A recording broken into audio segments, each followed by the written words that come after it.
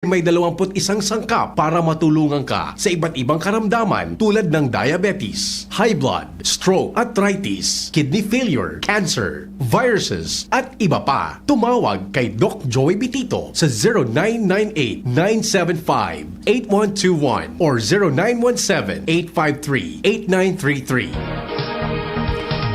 200 na mga similyanin kahoy ang matriyumpong na itanom kan mga empleados kan gobyerno provincial kan Albay sa provincial campsite sa barangay Basag, Ligao City kasabay kan pagselebrar kan primerong Albay Biosphere Reserve Day asin ikaduwang International Day of Biosphere Reserve. Ang aktibidad na realisar sa paagi kan Provincial Resolution number 0813-2023 ni kinatawan Melissa Armidilla kung saan ang katayuan kini yan mapreserbar asin maprotiran ang kapalibutan asin mapakusog ang biodiversity. Sinabi ni PTCAO Chief Dorothy Colye, ang Albay ang ikatulong lugar sa nasyon na deklaradong UNESCO Biosphere Reserve. Dalang kini, nangapodan ang gobyerno provincial kan Albay sa mga Albayano na padagos na protiran ang rekursos naturales kan probinsya. Dalang tini ang pinakamagayon na regalo sa mga masunod na henerasyon. Puga-puga na esperso kan Department of Tourism Bicol na buhayon ang turismo sa Kabicolan.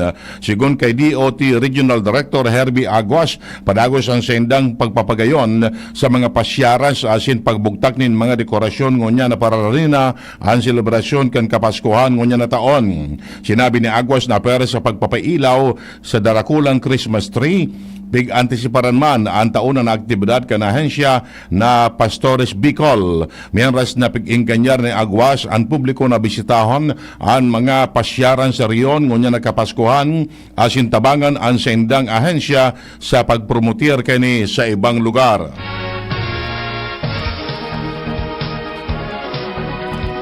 Pinuunana kan mga persons deprived of liberty kan Santo Domingo District Jail ang paggibo asin pagpabakal nin mga parol ngunya na panahon nin Pasko. Ini ang tauna na aktibidad kan mga preso sa nasabing district jail na saro sa mga livelihood program kan Bureau of Jail Management and Penology sa Kabicolan. Sinabi ni Jail Officer 1 Andy Grace Andelencia, sa income generating activity na ini, mapapaduman sa mga PDL na nagigibol nin mga parol, tangani makatabang sa sendang mga pamilya, maski sinda nasa laog kan karsel. Sa mga interesado magbakal asin makatabang sa mga PDL, pwede makipag-coordinar sa Santo Domingo District Jail.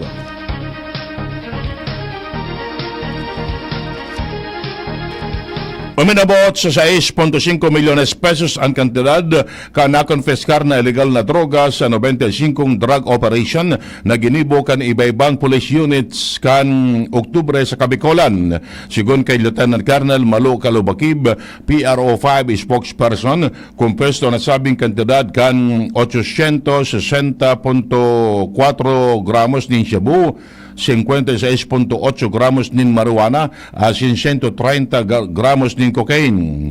Apera kini na-arestar man ang 119 drug personalities sa mga operasyon sa bilog na Kabicolan. Katakod kini nagpahay ng pasasalamat sa publiko si Kalubakib sa padagos ng suporta mantang ipigpapailing ka nasabing akomplesymento na efektibo ang kolaborasyon kan komunidad asin iba-ibang stakeholder sa riyon. Dagdag pa kan opisyal na tamang informasyon asin dissemination campaign ang pigigibo kan sa inang opisina na nagresulta sa matriyumpong akomplesymento kan mga operasyon.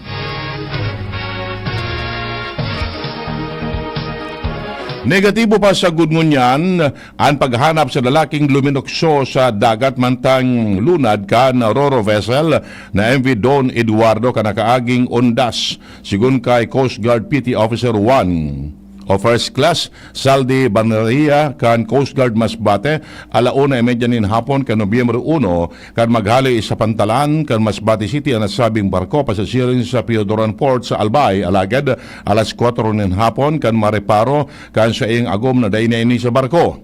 Matapos i-review ang video sa CCTV, nailing asin na konfirmar na luminokso ini sa karagatan. Sinabi kan opisyal na padagos pa ang sendang pigigibong search and rescue operations sa karagatan na parte kan Monreal Masbate kung saan nagtatrabangan ang Coast Guard as miyembro kan mga iba-ibang ahensya. Sa ngunyan pigiling ang posibilidad na dahil sa direksyon kan amiyan posibleng dinara ang lalaki sa kadagatan o sa coastal area kan mainland Masbate, partikular na sa Baleno o kaya sa Aruroy. Sa ngunyan daipa maaraman ang bilog na istorya kan insidente alagad pigiling sa inisyal na anggulo kung saan may problema sa pamilyang pigaampang ang lalaki. Iyan ang primerong kaptang kan mga bareta. Ang iba pa pagkatapos kani. At ngayon, ang pinakabago, ang pinaka-epektibong food supplement na mabusising ginawa sa Amerika at matapos ang 3 taon, aprobado na ng FDA. Mega One, ang evolusyonaryong produkto na nagtataglay ng 21 natural na mga komposisyon na nakatutulong upang palakasin ang immune system at ang ating kalusugan. Para sa karagdagang impormasyon, Maaaring pumunta kay Doc Joey Bitito sa Barangay 18, Cabangan West, Legazpi City, kaharap lang ng Bangko Sentral ng Pilipinas. O tumawag sa 0998-975-8121 or 0917-853-8933 para sa free consultation sa natural medicine. bisitahin din ang aming Facebook pages, Mega One-Superfood at MHC Bayanihan Official. Mega One, evolusyon para sa kalusugan. This is ang Surf Bar New Look na! Pula, puti, ha! Power pula, power puti. Ang power ng Surf Bars, ang galing-galing. Power pula, power puti. Baret ang gustong-gusto mo, may power galing. Surf Bar New Look na! May active clean pa! Presyong wais pa rin! Surf yan! Pasko na! P-A-S-Co, Pasko, Pasko, Pasko. Buo na ang Pasko sa pansit, adobo, spaghetti ko.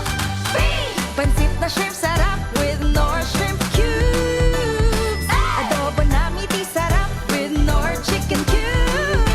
Spaghetti na meaty special with Nor pork cubes. Buo na ang Pasko sa pansit, adobo, spaghetti ko. Nor. Oh, Mayor no, dekap ang kalbikang pulang ginamahigos. Ang orago na albayano, yan si Adrian Salceda. Tunay na liderato, masasabing malupit. Maugmang pulang ganyan, maugmang kahimanwa. Buong puso sa pagtabang, uragon talaga. Sa edukasyon, infrastruktura, unegosyo. Pag-uswag, mahihiling, di kalidad ang serbisyo. Mayor no, dekap sa imo kami saludo. Salamat sa pagpadapa sa kabusta pulang genyo. Ang Jim's Coffee may bago pre, may twin pack ng kanilang kape. Masarap inumin, may variant pa, Korean ginseng at spirulina. Jim's Coffee Mix, may twin pack na ngayon na pasok sa ating budget. Jim's Coffee Mix, ang twin pack na siguradong inyong magiging favorite. Jim's Coffee Mix, may twin pack na ang Jim's Coffee Mix. May plus ka sa life. Mabibili ang twin pack ng James 3+1 Coffee Mix with Ginseng at James 3-in-1 Coffee Mix with Spirulina sa Shopee, Lazada at sa mga supermarket, groceries, convenience store, drugstore at sari-sari store sa inyong lugar.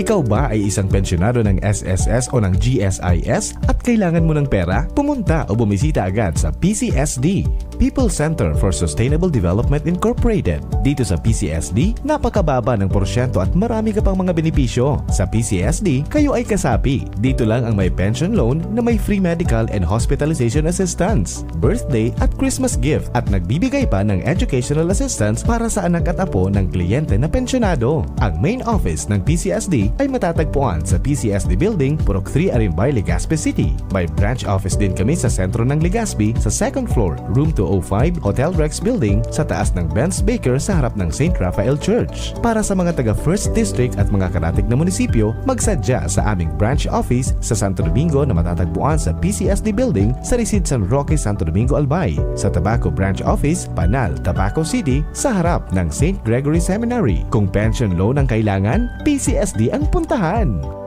Sa iba pang impormasyon at mga katanungan, tumawag sa mobile number 0920-314-8942. Pare, dito tayo magsimula magbukay. Malapit sa mga tore. Sige, bilisan na natin. Hep, alam nyo bang bawal ang gagawin ninyo? Bakit bawal? Sino ka ba?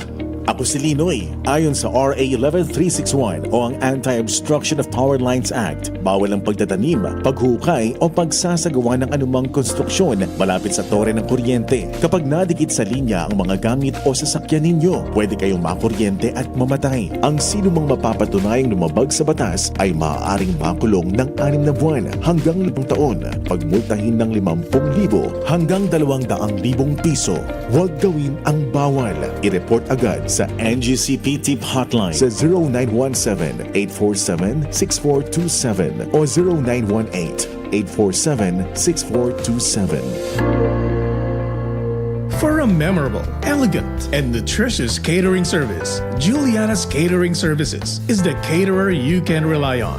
Juliana's Catering Services. For whatever occasion, we have Italian dishes, Chinese, Filipino, European dishes, and one special dish we're really proud of, our fish papillote. Juliana's at 424 Jasmine Street, Imperial Court Subdivision, Phase 2, Legazpi City. Contact us now on 0905-295-9556 or 0921-541-2431. Juliana's Catering Services. We cater dishes that everyone relishes. DCGB Barreta alas 7. Barreta alas 7.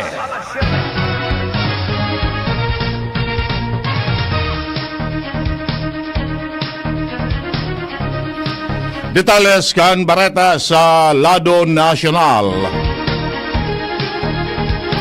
Tinawan ni Linaw kan Commission on Election na daini masaangat nin ano manakaso kontra sa mga partokdo na nag-atras sa pagserbe sa nakaaging barangay asin sanggunian kabataan election.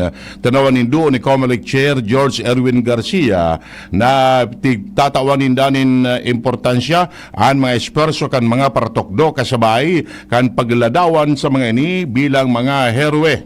Pero digdi, tinaonin punto ni Garcia na dain niya gugustuhon na sangatanin kasong kriminal ang mga partokdo dahil ang mga ini pwedeng magserbi gararay sa mga masunod na perlian. Imbes kani, ang mga dapat na kasuhan iyo ang mga tao na padagos na nananakot sa mga partokdo, lalo na sa kada bes na panahon ng eleksyon. Dahil ang digdi gustong paimbestigaran ni Garcia ang dahilan kung natatanapiritan na magsibog ang mga partokdo na magserbe kuta na sa nakaaging perlian para maaraman kung napigtatakot ang mga initanganing maiwasan man ang sirang na klase nin sitwasyon sa mga maabot na aldaw. Alagad, sinabi ni Garcia na nakarepende manggararay sa magiging desisyon kan Department of Education kung kinakaipuan pang magisagnat nin kaso administratibo kontra sa mga partokdo na uminatraso sa indang trabaho sa barangay asin SK election.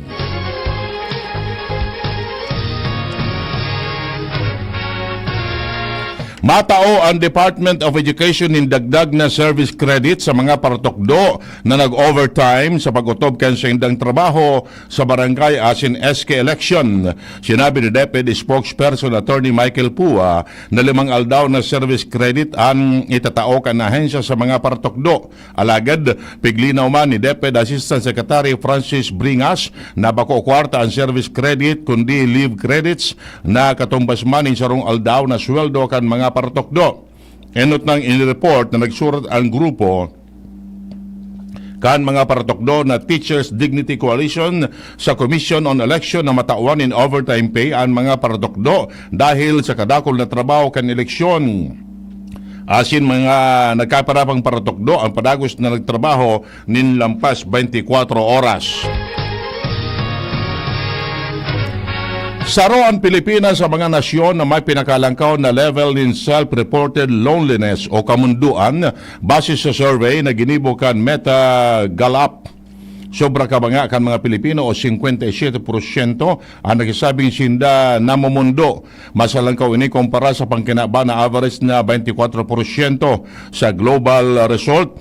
Pinakadiit na mamundo ang mga gurang na 66 o 65 anyos pa itaas, mantang may pinakadakol na namamundo ang mga nasa edad 19 sa good 29 anyos o young adults. Ang iba pang nasyon na may self-reported loneliness na 50% pa itaas iyon Africa, 58%, Uganda 53%, Botswana 50%, asin Afghanistan 50%. Ginibukan Meta Gallup an survey sa sobra sa 140 nasyon.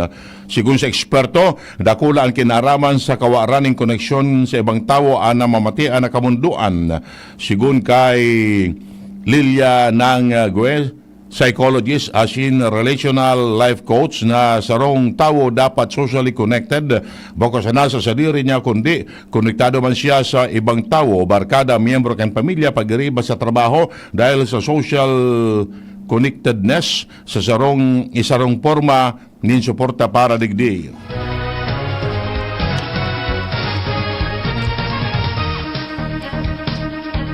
Ang pag-arreglar sa presyo kan mga produktong agrikultura ang pangyayot na direktiba ni Presidente Bongbong Marcos kay bagong Agriculture Secretary Francisco Tio Laurel. Ini ang ipinahay kay Presidente matapos na opisyal na anunsyo ang pagkakapili kay Laurel bilang Agriculture Secretary.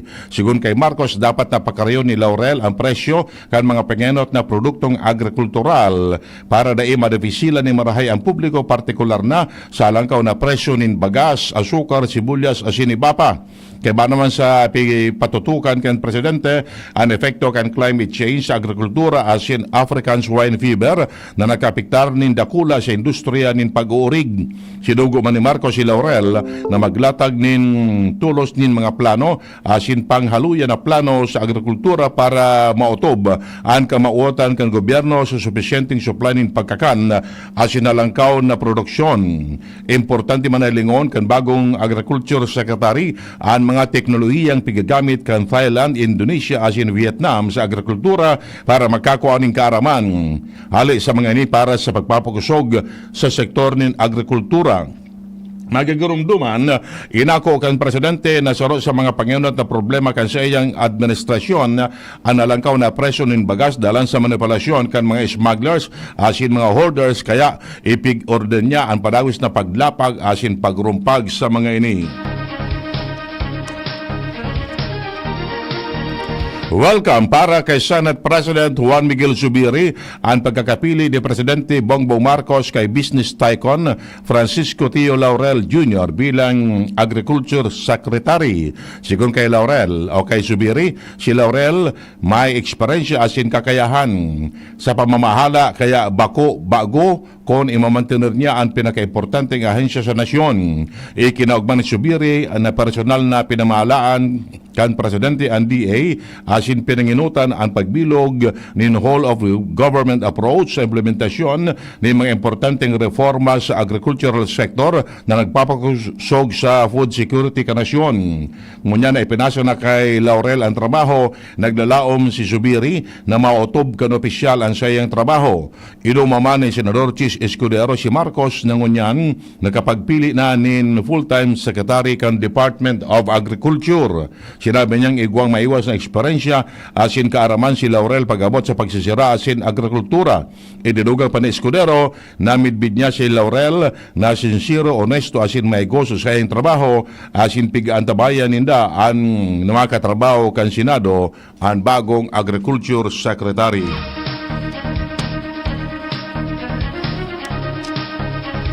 Mientras tanto, minabot na sa 185 mga overseas Filipino workers sa Lebanon ang nagahagad na mapauli sa Pilipinas. Sambang ini kan tensyon sa pagultanan kan Israel asin Hezbollah group kan Lebanon.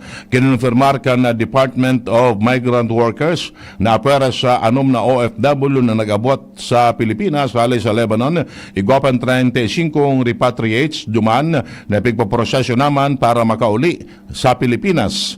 Sigun kay DMW Officer in Charge Hans Leo Kakdak na nagkakigwasanan ng pagluya sa repatriation kan OFW sa Lebanon, dalan takadaklan sa mga Pinoy duman, domestic workers. Sinabi niyang kay puwan ng nanindang kaurunon, saro-saro ang mga employers kan OFW bago sila matawanin immigration exit clearance duman. Enot na nagabot sa Pilipinas sa napat na Pinoy repatriates hali sa Lebanon. Bareta hali sa ibang nasyon. Siguraray mga belta sa Israel si U.S. Secretary of State Anthony Blinken.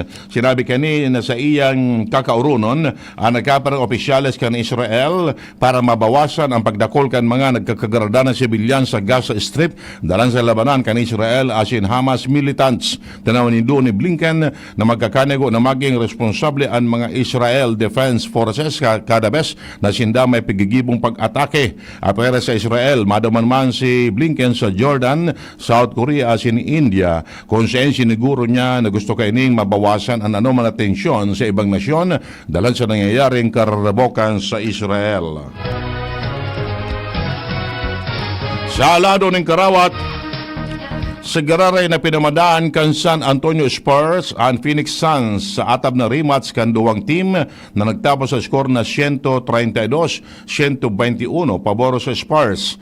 Magigurumduman Nobyembre 1 kan Kigkigon kan San Antonio Spurs ang Phoenix matapos ang comeback win kay ni kung saan nagibo kan Spurs na daugon ang Suns sa paagi sa nanin sa rong punto. Sa naging laban kasudma, nagkamada nin 38 puntos o career high ang 2023 overall pick na si Victor Wimbayana. Kaibanan ang 10 rebounds. Nakatabang man sa iya ang 5 teammates matapos na magkamada ang karasaro ng double-digit score sa pangingenot ni Zach Collins na may 19 puntos. Narefisila ni Marhay Ansan sa pagbukod sa bagitong Spurs sa likod kan 31 puntos, 13 assist, siyam na rebounds ni Devin Booker. Kaibanan na ang 28 puntos ni Kevin Durant. Ultimo sa detalles kan Bareta ang kamugtakan kan panahon, nasa linya ang Pag-asa. Shoreline, ito yung makaka-apekto sa northern section ng northern Luzon. So dito sa Kapitulan, pagkat kahapon po, medyo nakaranas po tayo na mainit at maalisangan na panahon. So halos ganyan din po ang ating mararanasan sa maghapon. Bahagyang maulap hanggang sa maulap na papawidin, may pulo-pulong mga pagulan o pagkidlat pagtulog. Mahina hanggang sa katamtaman na hangin mula sa Silagang Silangan hanggang Silangan ng Iiral na may banayad hanggang sa katamtaman pag-alon ng karagatan. Wala tayong nakataas na gale warning sa anumang seaboard ng Bicol Region. So, wala naman tayo minamonitor na bagyo sa loob ng Philippine Area of Responsibility. Maging sa labas na maaaring maka-apekto sa loob ng mga 5 araw. Mula sa Pag-asa DOS Legazpi, Michael Francisco, naghuhulat. Yan mga tugang nga detalles kan mga barata ngunyan na Sabado. Sa pangarang kan mga pagriba, Mardela, Angel Mustasa, Jenny Matthew Balyaran sa Newsbase, John Napoli sa Lado Technical, Seriman na Pag-asa. Ako po nagatod kan Bareta. Edwin Terralta nagsasabing mabalos kan sa indong pagantabay. Masunod na ang napot ni Mr. M.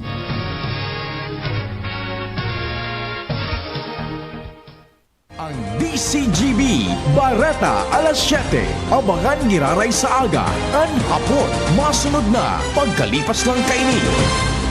Oh, padi, nata ka nag-iidali. Uni baga padi, nakagat ki ayam si Nunoy. Maduman kami sa Ravax Animal Bite Treatment Center. Tama ka padi, dapat na magpabakuna kung makagat o makamrot ka kiayam o ikos. Taan rabies, daing bulong. Asin nakakagadan kung di maagapan kitamang pagpapabakuna.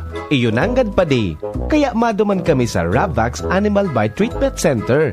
Na sigurado ang proteksyon laban sa rabies. Asin pinagkakatiwalaan kan gabos. Sa laog kan lampas 5 taon. Barato asin abot kaya, ta 700 sana. Sigurado ka pa sa kalidad asin serbisyo. O sige na padi, tamado mana kami sa Ravax para mabakunahan na sinunoy ko. Maging bakunado at siguradong protektado sa Ravax Animal Bite Treatment Center and Medical Clinic. Siguradong alaga ka dito. Available man ang iba pang vaccines. Arog kan tetanus toxoid, flu, pneumonia vaccines. Asin iba pa, ang sa indang clinic bukas, Lunes, Sundo, Sabado, puun alas 8, sagod alas 5 ng hapon. Ang Ravax Animal Bite Center makukuha sa ground floor kan R&R Suites, W. Vincent Street, Sagmin, Legazpi City, sa Inutan Sana, kan Ape, o mag-apod sa mobile number 0917-104-4444 4591. Unravax Animal Bite Center, Iguaman and Branch. Sa Tabaco, sa Inutan Sana, Kanziga Hospital, asin sa Sorsogon na makukuha sa Barangay Piot, Sorsogon City, sa Hampangan kan Card Bank. Bukas naman ang pinakabagong branch kan Ravax sa Ligao City na makukuha sa second floor AG Haushan Building, San Lorenzo Street, Gilid, Ligao City. Haranisa na sa St. Stephen Protomartyr Parish. Coco Martin po. At ito naman, ang mapili kong aso, si Brownie. Brownie, pili ka. Ball or bone? Yum, yum. Yum, yum. Walk or play? Yum, yum. Yum, yum. Chicken or treat? Yum, yum. Yum, yum. Ang barkada ko, mas gusto ang real meat taste ng yum-yum kaysa ibang dog food. Gawa ng mga experts sa USA, sulit at masustansya. Yum-yum talaga! Yum, yum. Ang choice ng barkada ko,